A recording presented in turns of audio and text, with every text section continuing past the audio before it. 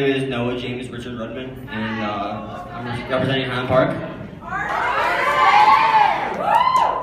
This poem is dedicated to anyone who has ever been told that they aren't good enough or that they can't do something.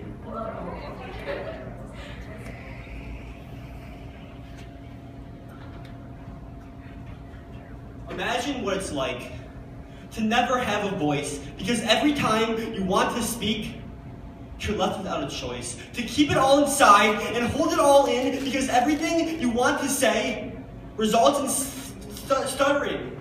But that's just how it's been since I was like 10, and emotional isolation made my confidence so thin as these demons inside began to eat me alive to a point where I couldn't even comprehend the thoughts in my mind. So I was alone, because no one understood the worthlessness I felt, because I was never as good as any of my friends at anything I did, and people thought that I was stupid because the classes I was in, so I would just pretend that I didn't care. But deep inside, it made my life impossible to bear, and eventually I snapped, because I just couldn't do it. And all these stressors in my life made me completely lose, and I stopped talking to my friends because they weren't there for me.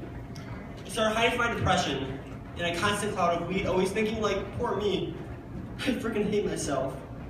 Only seeing what was wrong with others while ignoring it in myself. And I'm just thankful for my family, for never giving up on me. Even after all the emotional pain and worry I put them through, they knew what I needed. After 17 years of build-up, a release. What I found was writing, and the strength that it gave me.